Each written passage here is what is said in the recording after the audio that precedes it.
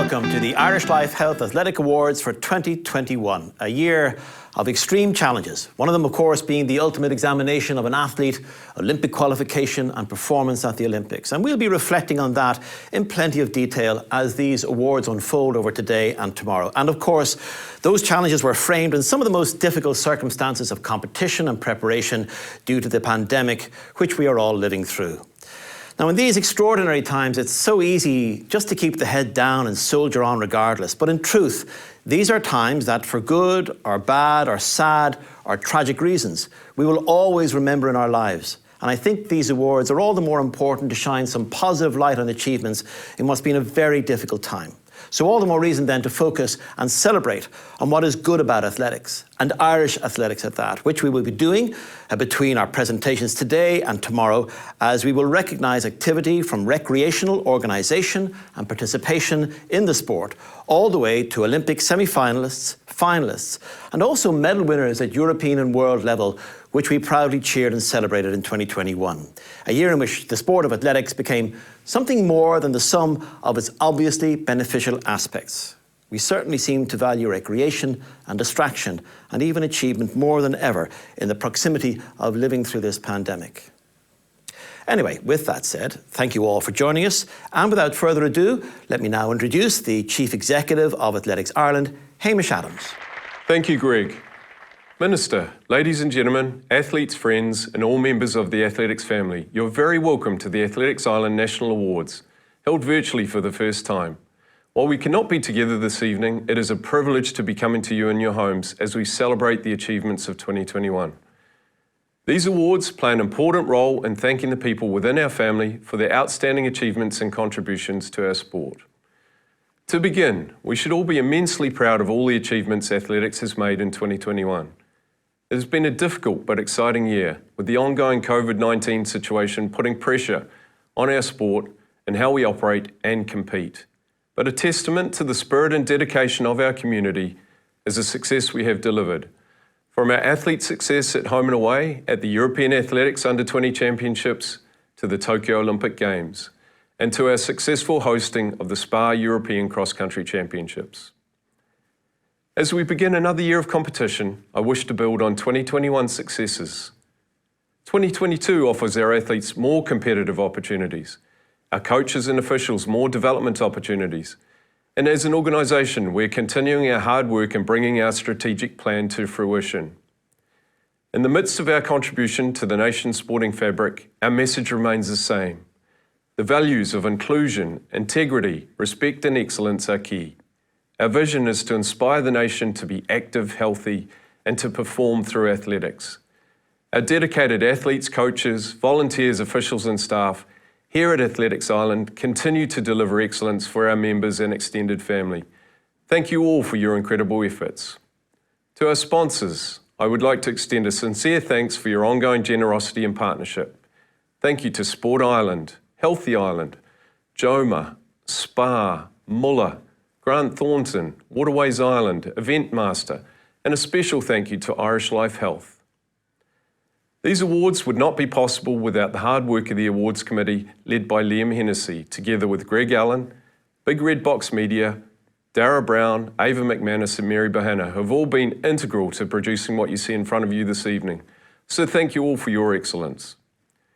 I leave you now to enjoy tonight's ceremony, and thank you all for your continued support of Athletics Ireland. Thanks, Hamish. And from North Donegal, from beautiful Downings, via, of course, Tullamore, it's my pleasure to now introduce the President of Athletics Ireland, John Cronin. Thank you, Greg. Good evening, Minister, and to all those watching online. As President of Athletics Ireland, it gives me great pleasure to welcome you to tonight's Athletics Ireland Annual Awards for 2021. Despite the challenges presented during 2021 due to the pandemic, our sport has persevered and achieved great success from club level to the world stage.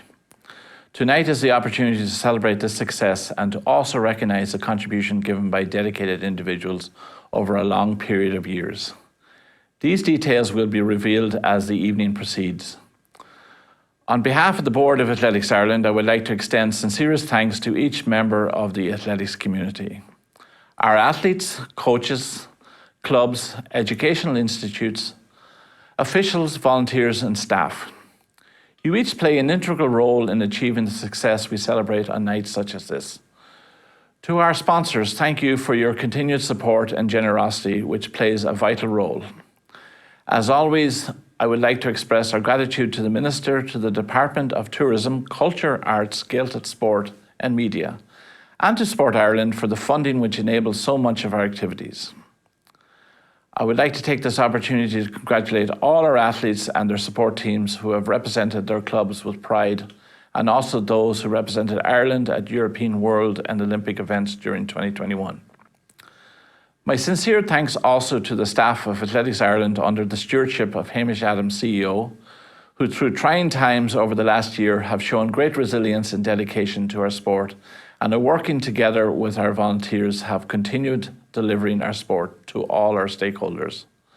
Finally, a special thank you to the members of the marketing team who have done Trojan work in organising tonight's online event, to the awards committee and to our MC for the evening, Greg. Congratulations in advance to all the award winners, and I hope everyone enjoys the evening. Thank you, Greg. Thanks, John. I'd like now to ask the Minister of State for Sport and the Gaeltacht, Jack Chambers, to address you.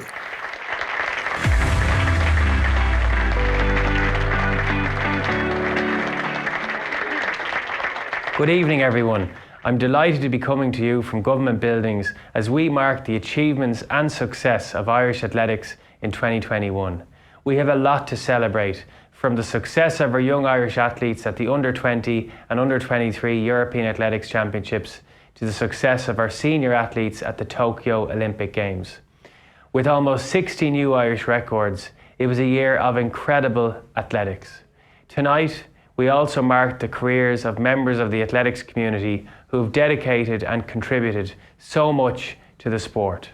The Spar European Cross Country Championships was a highly successful event with a brilliant performance by all who competed and won medals. My sincere congratulations to you all on hosting such an event. One I was delighted to be part of and attend at the campus in my own area of Dublin West. 2022 offers new and exciting opportunities for athletics, from coaches and athletes to officials and the staff of Athletics Ireland, with more competitions and development opportunities ahead. Thank you to our athletes, our coaches, officials and volunteers for their dedication to the sport and ensuring its continuity throughout the COVID-19 pandemic.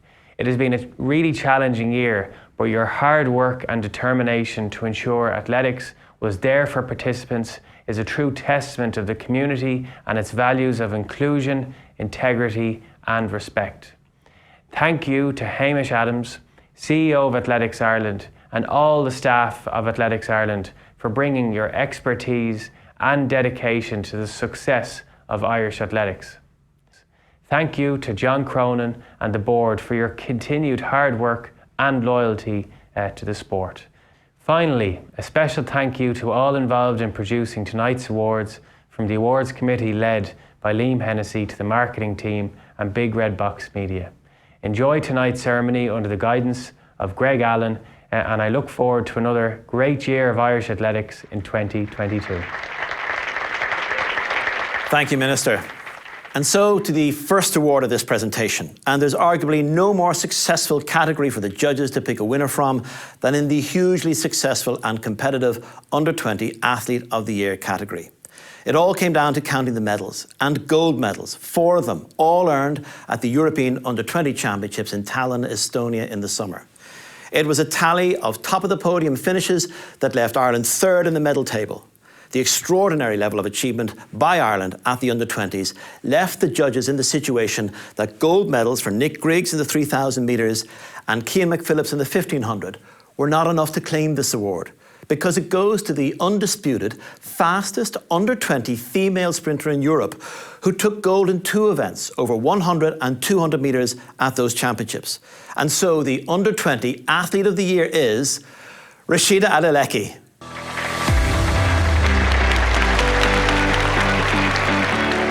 Oh my God, wow. I definitely wasn't expecting that.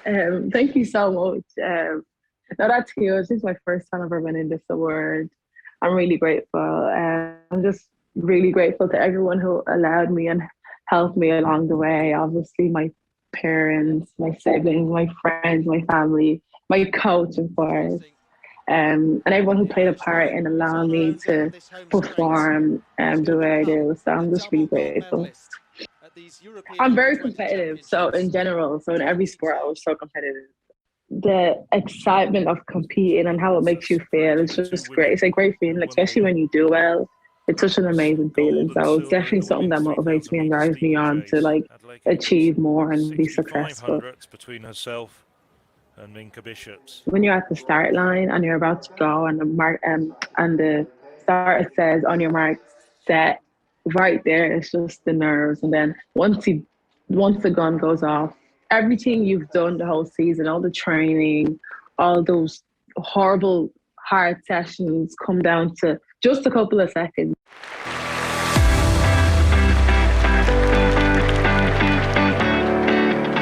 Now, there are rare circumstances in these awards when two performances of such equal stature are impossible to separate. And this has eventually come to pass in the under-23 category. And this is one where we have a joint award.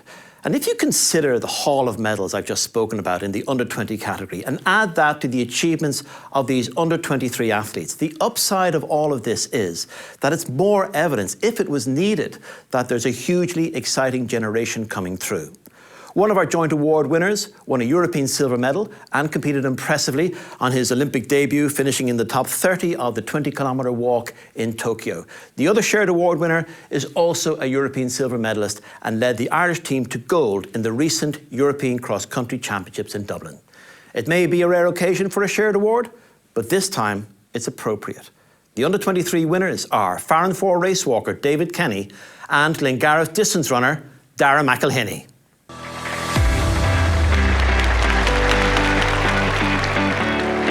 Thank you.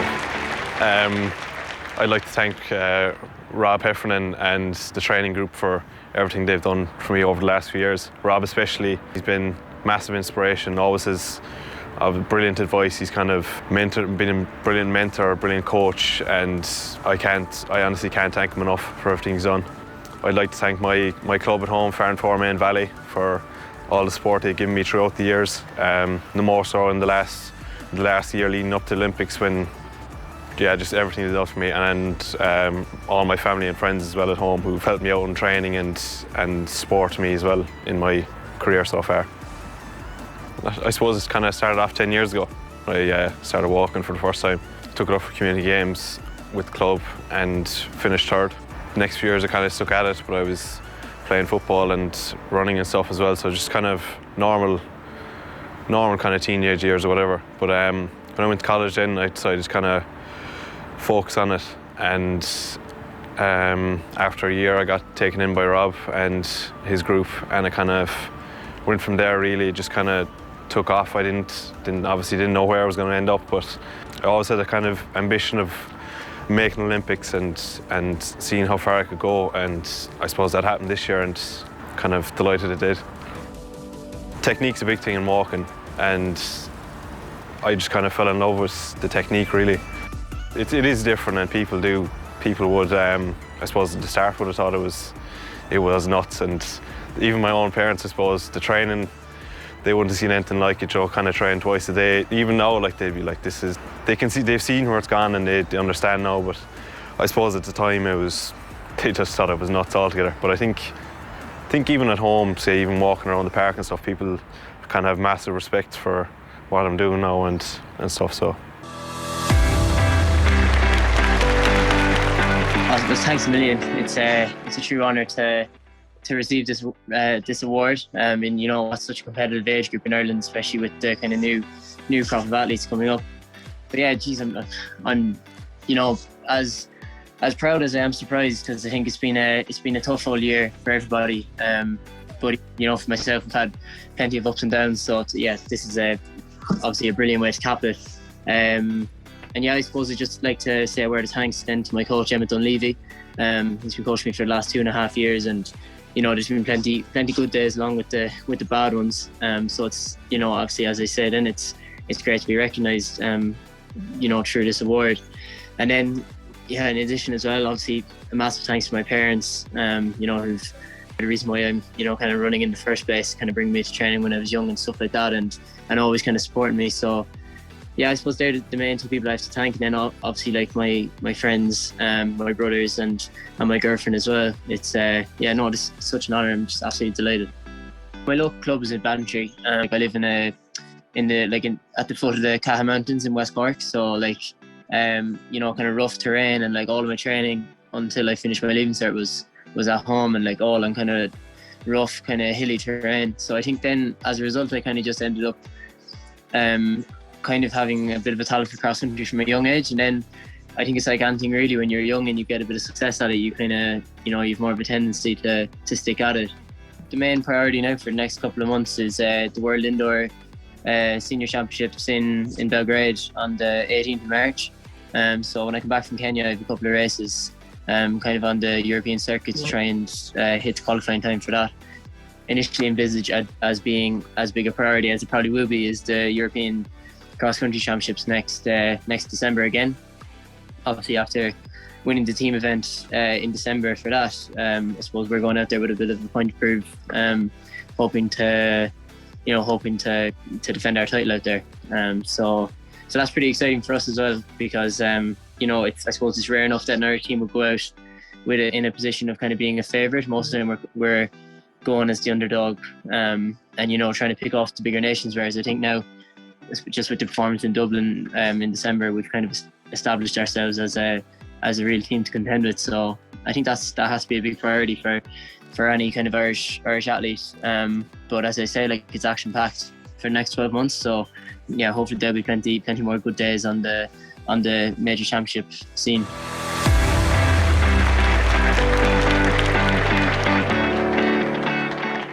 And so to the Endurance Athlete Award category, which is always one of the most consistently competitive at these awards. And a bit like the Under-23 category, the judges had to wait until a few weeks ago before they could finalise their decision after the late dash to the line for this award by Fionnuala McCormack, who, in the space of a week, ran the second fastest Irish women's marathon in history in Valencia, and then finished 9th in the European cross country in Dublin. The latter performance nearly yielded a medal in the senior women's team race for Ireland in Abbottstown. But it came up just short. And so the performance which earned this award was gritted out in the saturating humidity of a heat wave at the Olympic Games, with the man who finished 6th in the World Championship in 2019 backing up that performance with a 10th place finish in the Olympic 50-kilometre walk. The endurance category winner is, of course, Brendan Boyce. Wow, it's been a phenomenal year, obviously with the lack of competitions as well. So I only had 2 opportunities to put on the green vest, and I was delighted with the results I got in both competitions. And then obviously just want to thank the people who have helped me the last few years, especially during obviously the pandemic. So Rob Heffernan has been a mentor and been like a rock really over the last 2 years, just getting me to where I need to be. And then my wife at home, and especially this year with the babies coming, so twins at the start of the year. And Sarah was amazing to take on that huge responsibility, and the months leading up to the games that I could prepare properly. And it paid off, and there was a lot of pressure behind that as well. I started off in sprints, so I always thought I was going to be the next Michael Johnson, but it turned out I was going to be the next Robert Heffernan. For us, we probably only race properly maybe twice a year, so like 99% of the time you are training and you're prepping mentally and physically to get ready for those 2 races. Like, so there's not a lot of kind of downtime then to prep. Like, you know, a lot of athletes can go through rounds and seasons, and they have races and races to get ready mentally and physically, but you have to be really, really ready to go. So a lot of the training sessions that we do would be very, very tough, and sometimes I'll get off the training course and I'll be like, that was way harder than any race, like what I just did there. So that gives you confidence then that you can replicate that when it comes to a big competition. I guess a lot of the confidence you get from competition comes from the training itself. So if I know I've done 2 or 3 months of good training, I can always go on the start line with more and more confidence, and just knowing that if anyone is going to beat me on the day, they're going to have worked just as hard as me. So when I look at someone, I'm like, you know, if you're going to beat me, fair play to you, but you're going to have to suffer.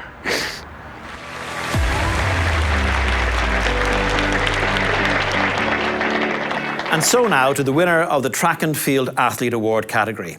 He's already a multi-award winner of both this category and the overall Athlete of the Year. And he's a man who has, over the last decade, single-handedly revived an athletics discipline which earned Ireland one of its most famous moments at the 1932 Olympics. He, like Bob Tisdall long before him, found his very best on the biggest stage of all, as we remember from 2016 in Rio, where he was one place and touching distance off an Olympic medal. And then last August in Tokyo, again, it was a matter of one place separating him, but this time it was from reaching what turned out to be the fastest 400-metre hurdle Olympic final in history. It capped a remarkable season of consistency, harking back to his very best form of 2016 and 2018.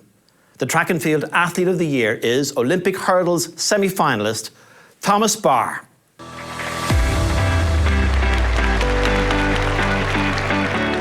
What still gets me going is that I still enjoy the sport. I still love it. I enjoy coming down here to this very track. I suppose, like, I started athletics when I was about 8 years old. I loved sports day. I loved there was actually a friend of mine, we used to do the three-legged race in primary school in Dunn, and we always won it. It was when my coaches here, Haley and Drew, had their hands on me for a couple of months. We went on a warm weather training camp, and Haley said to me, look, I actually think you could, you know, progress quite well and make it to a European Junior Championships, which would have been my first international. That really was the turning point for me, where I thought, okay, I never really gave it that much thought.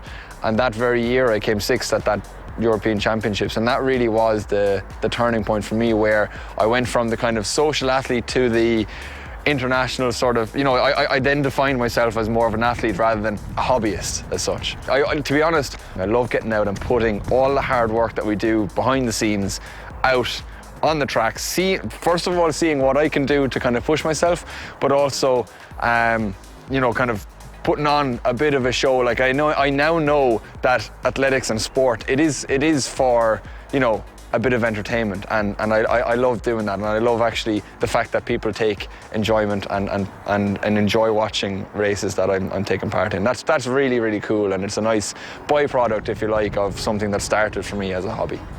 I am absolutely delighted and honoured. You can tell by the smile on my face that of what this does actually mean to me. You know, it's been a very, very strange 2 years leading up to where we are now, and we're still kind of in the midst of COVID, so we weren't really sure how things were going to go.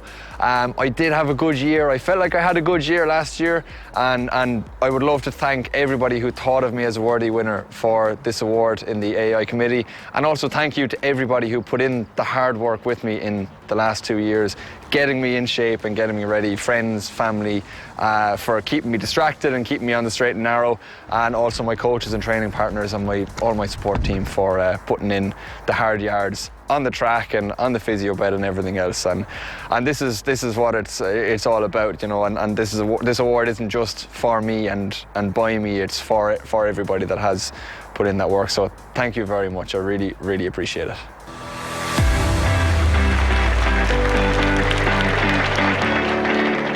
And so we're next going to recognise the Inspirational Performance and Irish Soil Award. And I have a feeling that there wasn't much debate about this, having been very fortunate to witness it myself firsthand and indeed commentated live on Sunday Sport.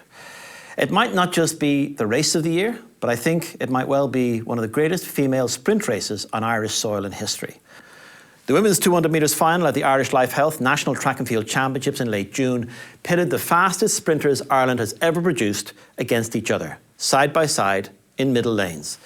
Now, before the main protagonists went to the starting blocks, they each had won a gold medal already at the championships. Phil Healy over 400 metres and Rashida Adeleke at 100.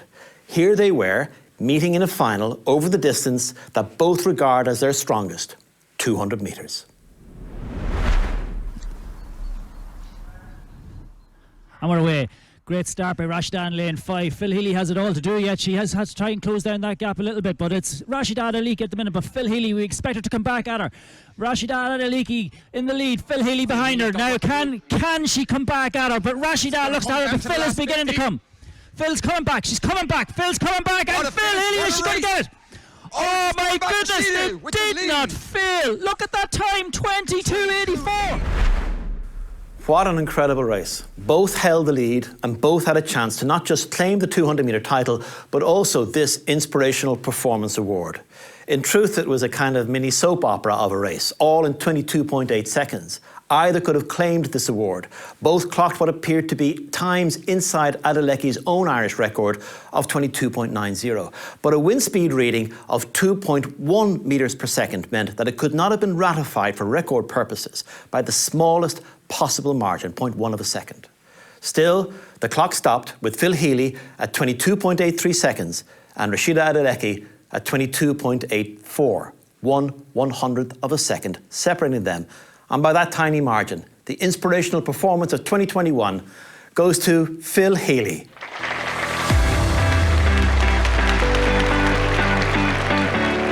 I am thrilled to be the winner of this year's Inspirational Performance on Irish soil.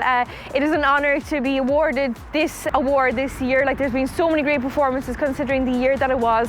We had our national championships, we had a race in Belfast, and it's a credit to all the volunteers that our sport is built on to make these competitions happen, because without the volunteers in the sport, and that goes from our coaches right through to the officials on the day. These are the people that are making the opportunities for us athletes to go out there and perform. So I'm certainly very grateful for these people, as well as every other athlete, no doubt.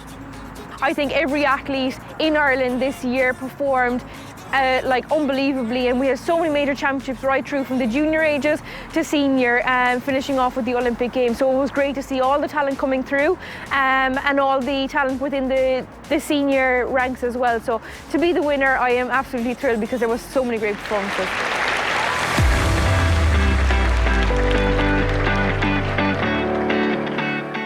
And so on to our next award, which is for services to coaching. And unlike many others who've been acknowledged for this award in the past, the recipient this year is a very active competitor in Masters athletics and also in the sport of weightlifting. And she's still winning all around her, both nationally and internationally. And that connection with being very much a player on the participation side of things must be something which filters positively into what she does for athletes who look to her for instruction and guidance. She started coaching in her late teens. It was back in the 1970s. And as a high jumper, she needed to learn the Fosbury flop, made famous, of course, by the men's Olympic Games gold medalist in the high jump in 1968, Dick Fosbury. So she went to London to be tutored by the late and legendary high jump coach Ron Murray in Crystal Palace. Back home, she was inspired to impart her knowledge onto others by learning from her own main coach, Nancy McGahern, who taught her that it was normal for women to be coaches, even though at that time, there were few enough of them. She was also influenced by her key coach mentor, Oliver Scully, who took her under his wing in her late 20s and guided her on a path helped by photocopied training articles from Australian sources, Australia at the time being quite a powerhouse of women's athletics. There was no internet back then, and it was hard graft to source cutting-edge coaching information. As head coach of Dundrum South Dublin, she's influenced many athletes. She, along with Jim Kidd, coached David Gillick to 400 metres gold in 2005 at the European Indoor Championships. And she's best known for being Deirdre Ryan's long-term coach. Deirdre was a brilliant 6th at the high jump at the World Championships in 2011. These days, she's mainly involved back with her club as jumps coach and specialising on guiding fellow Masters athletes. So, the Services to Coaching Award goes to Lucy Moore.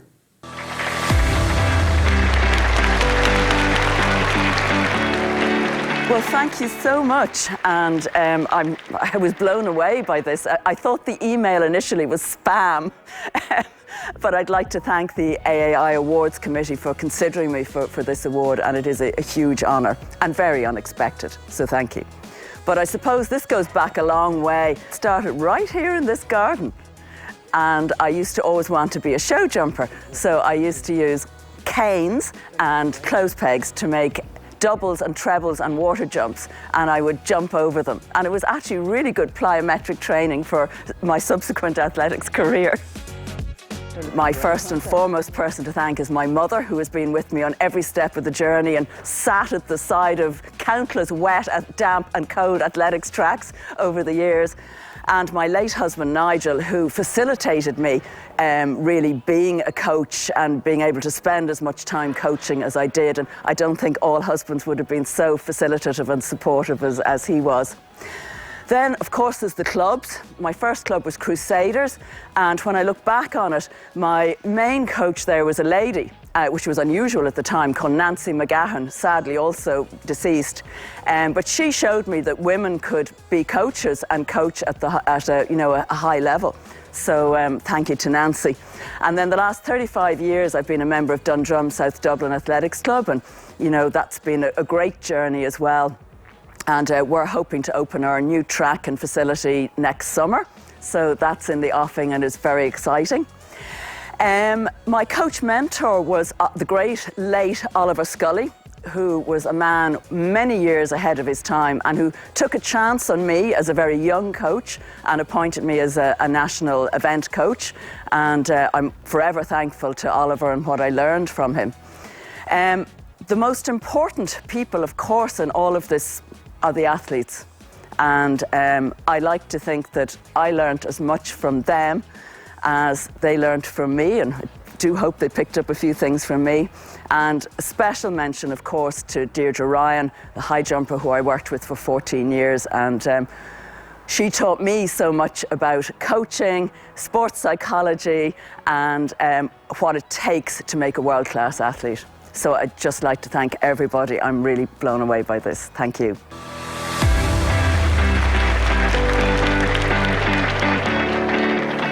Now, before I go into some of the career achievements of our next award recipient, the first thing I'd like to say about this man's lifetime services to athletics in many different roles is to quote the words uttered to me by a fellow committee colleague. He told me that John was a pleasure to work with, always positive, hard-working, and athlete-friendly. And it's hard to think of anything more you would want from a man whose life serving the sport spanned almost half a century. It all began in the 1970s when he was a founding member of Cavan AC, and within a few years, by the early 1980s, he became the most influential figure in the sport in the county's administration of athletics, holding the roles of secretary and coach in his club for 14 years, and also secretary of the county board for 10 years. In that time, he also moved into a national role as a member of the management committee of BLE, which was the previous governing body before Athletics Ireland. His work in national juvenile athletics took up a huge part of his time, and he was also chairman of BLOE from 1987 to 1991, and then national secretary of the organisation until the formation of Athletics Ireland in 1999. That was a hugely fruitful time in the emergence of young talent at European Youth Olympics, along with Celtic International track and cross country. Following his retirement from such a deeply involved position with BLOE, he didn't rest up or anything like it, and then proceeded to take up the very challenging role of Secretary of the Ulster Athletics Council for all of 16 years, at an extremely important time in the sport up north, as working relationships between the Ulster Council and Athletics Northern Ireland were steadily and progressively developed to the point that a formal agreement by way of a liaison committee was formed. Arising from that were tangible outcomes in the calendar in Ulster, like the joint Northern Ireland Ulster Championships in track and field and also cross country. In essence, John's work from 2000 to 2016 in the pivotal role as Secretary of the Ulster Council was critical in these positive developments for the sport in the province. So, in a 40-year plus career of volunteerism, from coaching athletes to administration at provincial and national level, from juvenile to senior, the Lifetime Services to Athletics Award goes to John McDermott.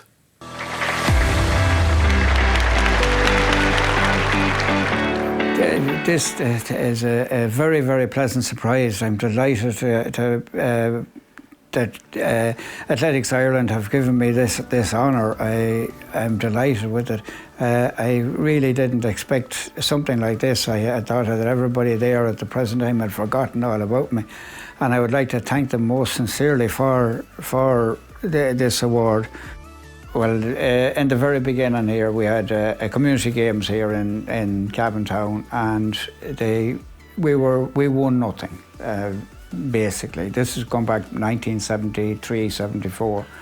So a few of us got together and we decided we would start an athletic club to start training the kids in the town. So Cavan Athletic Club was founded in 1975. Well, I got involved in it, and I liked it, and I liked what I was doing. I liked the whole ambience of the whole people that I was meeting, and it was fun, so I kept going with it. After that, I took up coaching, mostly the 800 metres, and then I became secretary of Cavan County Board, which is the Cavan Athletic Board, which organises the athletics in County Cavan. You're out in the rain and the cold and the wet, and you're getting that, and you're saying, oh, what the hell am I doing out here? And then you're in a boardroom, or you're in a room in a hotel or somewhere, and you're fighting over money or over somebody that isn't registered, or when you boiled it all down, and not so much maybe now, but way back then, it was a case of twisting somebody's arms to go and get them to do something and do a job and do something. So you kind of get roped in, even if you don't want to be. So that's the way it happens. So. But the whole thing, though, it's all great fun. We had a club in Cavan, but we have no grounds, or we have no athletic trackers as such. We depended on Cavan Gaels, on Killygarry, the local football clubs, to host our events until Shercock Athletic Club built a track in Shercock, and that's where we used to hold the track and field, the Cavan track and field after that. Because then in later years, then we moved to Clonus, to the Peace track in Clonus, the Peace link in Clonus. There's no comparison now with the facilities, with the equipment, with everything that they have now compared to what it was when I started. We had absolutely nothing. You had to borrow everything you needed as a club. You borrowed shot puts and high jumps and everything. You transported a high jump down from Shercock to compete in Cavan. The last while when I was coaching or involved in it, and I had met somebody and said, oh, you coach my mammy. And he said, who are you? Who's your mammy? Down the years, I couldn't have done all I done without the help of all the various committees and all the various people that I was with in BLE and Athletics Ireland as it became, and with the Ulster Athletics Council and Cavan County Board. And I would like to pay particular thanks to my wife Mary, who through all the times that I was away from home, had to look after the home place on her own and look after the kids on her own and do everything.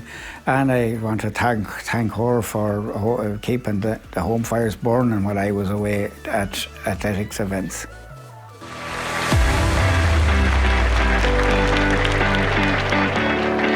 Next to a category that was instituted in these awards a few years ago to recognise athletes whose pioneering progress in events brought attention not just to their achievements, but also to the events themselves here in Ireland. Arguably, no one represents the spirit of this theme more than the recipients today of the Special Recognition Award. The first goes to a man who set records and standards that not only still stand today, but may well stand for a very long time to come. For a start, he's competed at more Olympic Games than anyone in Irish sporting history. 6 in total, 4 Summer Games and 2 Winter Olympics. Javelin was his specialty event, and he won the Irish title every year for 21 years, from 1984 to 2004. That particular record may just stand forever and ever. His Irish record of 82.75 metres, which he achieved, by the way, at Crystal Palace to qualify for the Sydney Olympics in 2000, happened just a few weeks before his 37th birthday and still stands today. Outside of those 4 Summer Olympic appearances, he competed in 9 other major athletics championships and took Irish javelin throwing to new lengths, both literally and figuratively, by reaching the final of the World Championships in 1993, in which he was 10th, and by finishing 7th in the European Championships the following year. These are only the headline achievements in a career in which he had no real tradition to follow. He has actually set the bar for the tradition with just an incredible desire and hunger for knowledge about how to improve in his event. In the early days, starting out, the Saturday morning gathering for training at Belfield would see Terry pick the brains of elder contemporaries like Olympic hammer throwers Sean Egan and Declan Hegarty, and of course his coach Dan Kennedy. Just to get to Belfield for that hugely valuable Saturday morning ritual would require a thumbed lift from Navan to the outskirts of Dublin, and then 2 more buses, one into the city and then one out to Belfield, to be there for 10 o'clock. And then it was the same drill to get home. Later in his career, there was a really fruitful friendship with 3-time Olympic medalist Steve Backley. Though not many were invited into that inner sanctum of training alongside the 4-time European champion and his legendary coach John Trower. But Terry was, and it helped him keep improving deep into his late 30s. He's now based in Switzerland, where he's the national javelin coach and director of the Lucerne meeting, which actually fell on the last day of qualifying for the 2020 Olympics. And true to his nature, he was generous in inviting Irish athletes who needed to squeeze out every last qualification point for Tokyo. The Terry I'm speaking of, receiving our special recognition award, the first of them, is of course Terry McHugh.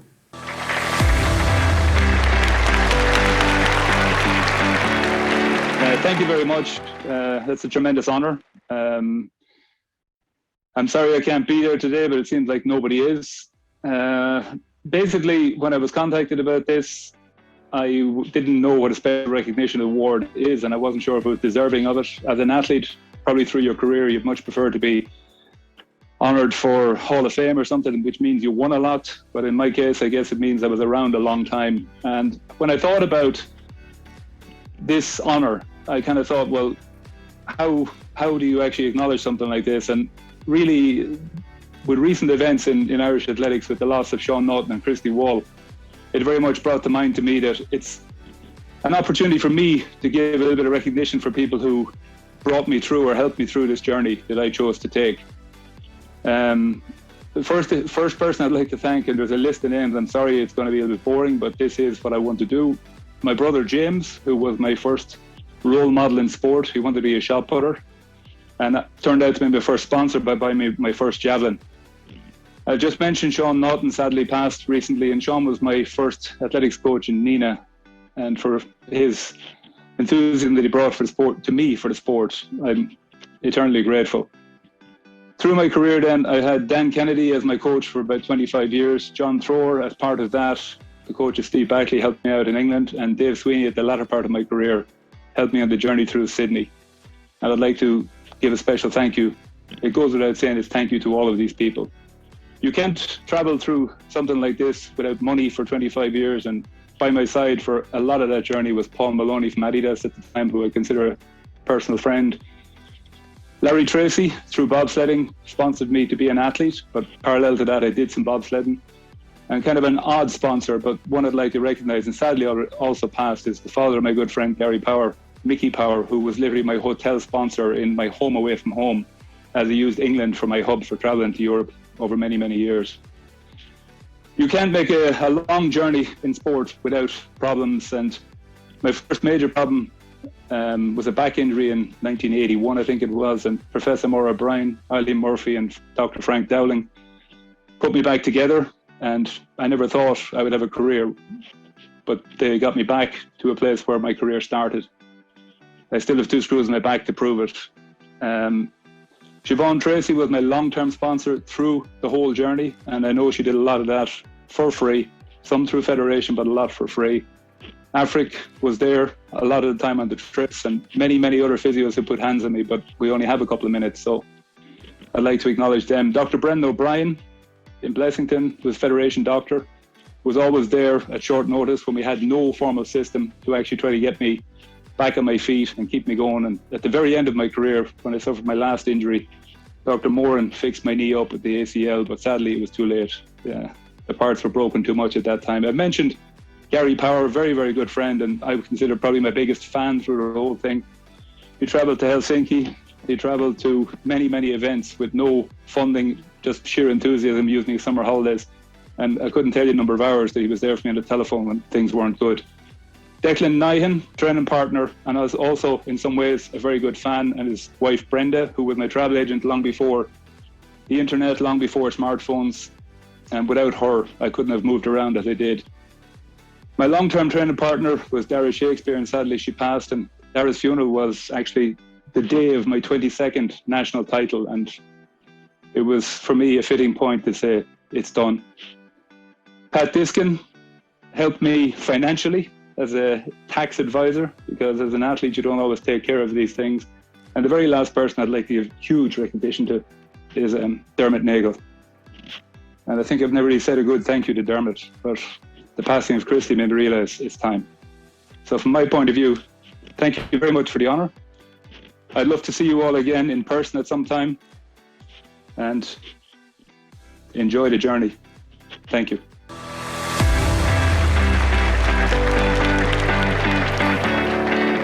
We're also going to acknowledge something of a contemporary of Terry's in this special recognition award category. And this career burned at least as brightly. But when it burned, it was like one of those fireworks sparklers, like the moment she burst on the scene on a June weekend in the Netherlands in 1978, when she and fellow Crusaders teenager Michelle Walsh, between them, rewrote all three Irish senior outdoor sprint records from 100 to 400 metres in the space of 24 hours. This special recognition award winner was just 17 in claiming the 400-metre record on a glorious Saturday at that two-day West Athletic meeting. But that was only a foretaste of what was to come. Injury and sciatica would be an almost constant impediment to her training and preparation. And because of the severity of the 400-metre discipline, it was decided that she should move up to the 800 in 1982. There followed a low-key enough debut with a Dublin Championship win in a modest time. Then 2 years later, in the same race, now with a real feel for the event, she was all of 7 seconds quicker. Then it was on to the Cork City Sports a few weeks later, where she improved by another 5 seconds as she chased 2 Russians down the home straight to finish third in 2 minutes 00.70 seconds, an Irish record that would last for over a decade. With Olympic qualification now secured, it was on to Los Angeles, and that was where she shone brightest of all. The 800 was truly her event now, and she confidently claimed second place in her heat behind the gold medal favourite, Doina Malinti of Romania. It was top 4 to go through to the final, and there she produced the race of her life in a field in the semi-final that included the eventual gold and silver medalists, crossing the line in 4th place, but with daylight to spare behind her. And she equalled her Irish record to make athletics history, becoming the first Irish woman to reach an Olympic track final. And in that final, she was right in there, competing on the back straight, 2 or 3 strides off the lead, not remotely flinching in exalted company that she could only have dreamed of being among a few months earlier. And although she finished outside the medals, she was less than 1/10 of a second off the Irish record she had equalled only 2 days earlier. A few weeks later, in the prestigious post-Olympic star-studded meeting at Crystal Palace, she finished second to the Olympic silver medalist, Kim Gallagher. It was truly a glistening summer for a woman whose career in the business world has scaled just as many heights, and she gave back a great deal to the sport by serving on the board of Athletics Ireland up to very recently. So a hugely well-merited special recognition award for Caroline O'Shea.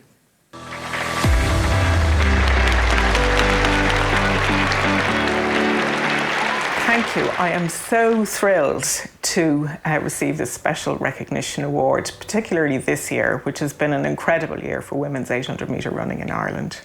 It's incredible to think that 7 out of the top 20 all-time performances in women's 800 metres happened in 2021. That's an incredible depth of talent.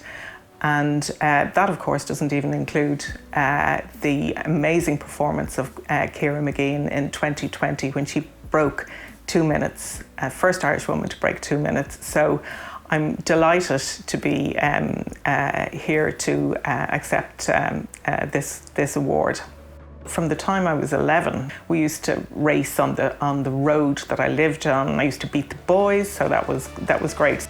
in 1972, when I saw the Olympics in Munich, I decided I wanted to go and run the Olympics. So yeah, that would have always been in the back of my mind. I was very conscious that going to the Olympics, that I wanted to perform to my best there. So I made sure that I focused on my mental strength the whole time I was there. So I spent the time getting used to running in a stadium with 80,000 people. So that was something that I wouldn't have been familiar with. And actually, I remember thinking on the starting line that actually there might be, 80,000 people in the stadium and millions of people watching, but actually it was all about the 8 people on the track, and that's all that mattered. I would like to take this opportunity to thank a number of people. My club Crusaders in particular, I joined as a 10-year-old, and within 5 years I was a senior international and national champion. I'd also like to thank my coach Mick Purcell, my parents, particularly my father Frank, who was also a track official for Athletics Ireland. I would also like to thank Sport Ireland, well, its predecessor. I was very lucky to have been the recipient of one of the first sports grants, which enabled me to pursue my career from Ireland. And I'm delighted that that type of support continues on today with the carding that our athletes are awarded, and that many more athletes can pursue their career from an Irish base. Finally, I would like to thank Athletics Ireland for the honour of co-opting me onto the board and the high performance committees over the past 10 years. And I just want to wish John Cronin and his current committee the very best for their tenure. Thank you.